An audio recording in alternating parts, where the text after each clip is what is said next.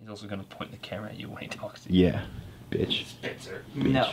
Smash Zoom. Quentin Tarantino style. Alright. 10 out of 10 would smash. Alright, what's up guys? This is X3 Drop. This is Alex Grant. He got top 16 at the Pro Play Tour Atlanta. 8 rounds of Swiss. Playing the old Vegeta Baby. So, how about you tell us what you got? Sure thing. So yeah, I played Vegeta Baby. It was definitely one of the most popular decks there. A little bit surprising to me. I ended up going 7-1 day 1 and finished in 5th place overall. I unfortunately lost to Brawly Lineage in top 16. He had Victory Strike with a bunch of bad rings and super combos, and I just couldn't get out of it in game 3. But deck did very, very well. Leader's very good. If you don't know what this guy does, on the front side, you can take a life to neg a card by 5, and when he attacks leader, you draw a card. Restands 2 on Awaken. Backside, when he attacks, you draw a card, and then once per turn, you can neg one of your own cards by 15 to neg 2 of your opponent's cards by 10k. So it lets you kind of manipulate the board a little bit, control things. That backside effect doesn't come up very often, but it was really important for some matchups. But anyways, so for the battle cards, we'll do the Baby engine. So we did 4 Baby Vengeance Unleashed. We did 4 Sand Strength Baby. We did 3 Super Baby 1 Parasitic Menace. And 2 Epochal Grudge Great Ape Baby is what it's called. Gotta read that thing. Yeah. So this is the Baby line. This is the new promo that just came out. If you guys don't know what he does, he evolves on top of the 4-drop for free. And when you do, you draw a card and neg a card by 5. And then you can tap 1 to evolve the 6-drop onto him for just 1 mana. So the play is you play this on turn 1. Turn 2, you play this, Union Absorb, go into him, neg something by 20 and draw a card. Go into him, neg something by 5 and draw a card. Tap 1, go into him. He's a 30k triple strike, and whenever he attacks or your opponent plays a card, it gets neg 20 and you draw a card. So it lets you put big threats out for very little mana and it lets you just pressure your opponent. I will say I never really played it very much. I think I played Monkey maybe twice throughout the whole tournament. Just never came up for me. I found other engines were a little bit better.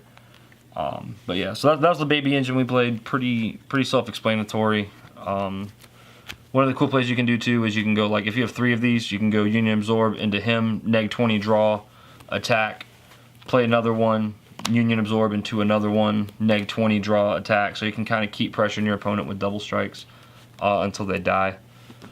So that was the Baby engine. Next, the engine that was actually good. We have the 4 Intensifying Power Trunks.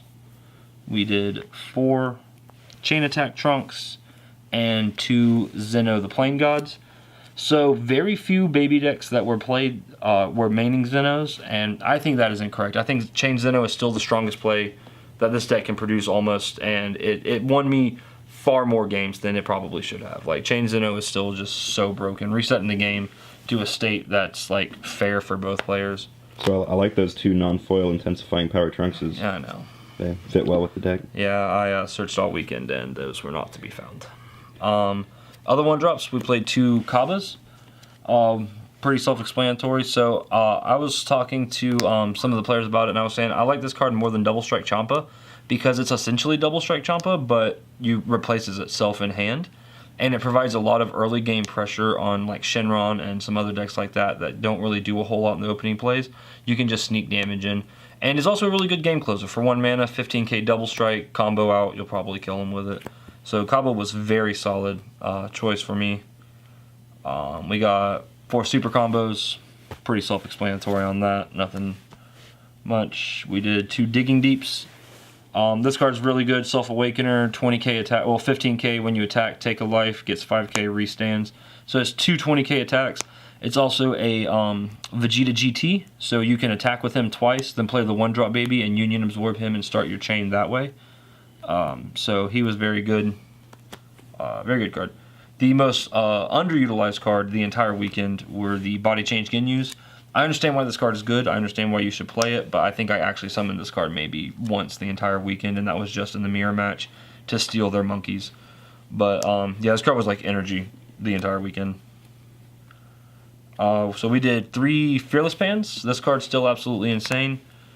buff, give everything plus 5k and double strike, plus it's a barrier blocker. In my one of my rounds in my round 7 matchup, the guy forgot it was a barrier blocker, and he went like all in, all he could with a triple attack on a Shenron.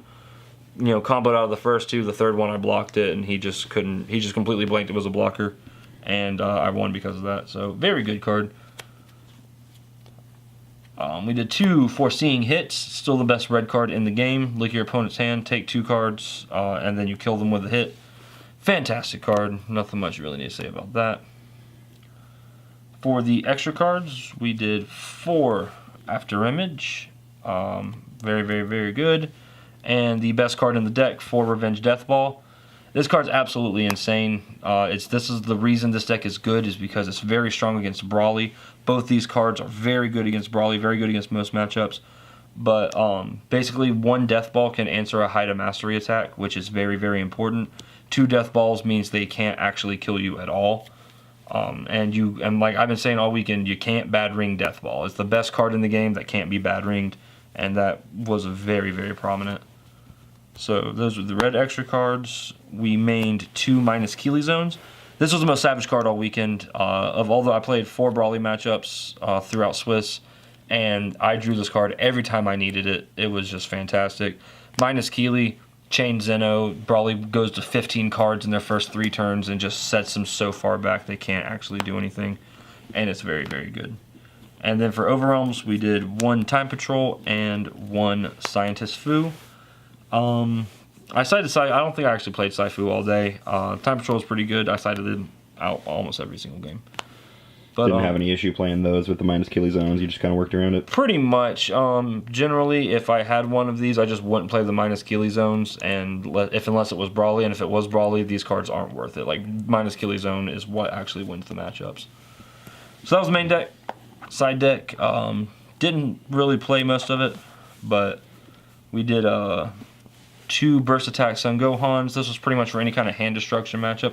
I expected Janemba to be popular, so if Janemba's popular, then Shinron Hand Destruction should be popular because it's the hard counter to it. So I expected some hand destructions, and therefore I sided some cards for it. Never encountered it, never sided these in. We did 2 Deadly Defender Krillins. So the Broly Lineage deck, Height of Mastery, taps down all your cards, and so this is basically like a free negate as long as you can protect it. Like, they have to waste their first attack on it, which means you only have to survive 2 Height of Mastery attacks, which with Revenge Death Ball, like, you can do that because 1 answers an attack. So it was really good in that matchup. Plus, it's just a little bit of extra pressure on your opponent, just being able to swing 20k every turn. But so that was really good. We sided the 3rd Kaba and the 3rd Ginyu. This was for Shinron. Lets you put a lot of extra pressure on them in the early game before they can awaken, and then Ginyu so you can steal their Figure of Majesties.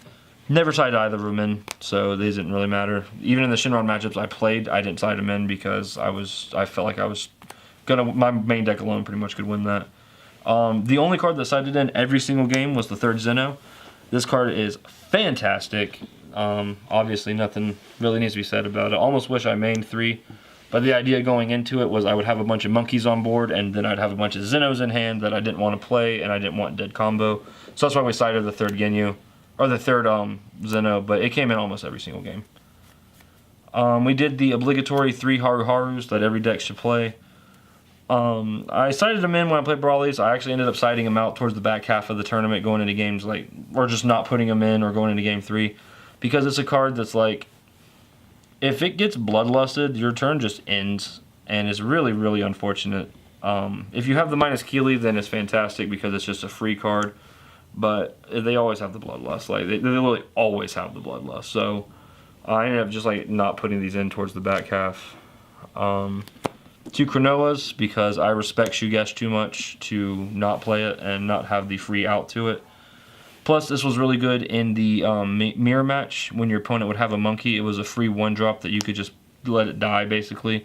Play it, it replaces itself, monkey kills it, they draw a card, and then you change Zeno, and it doesn't matter.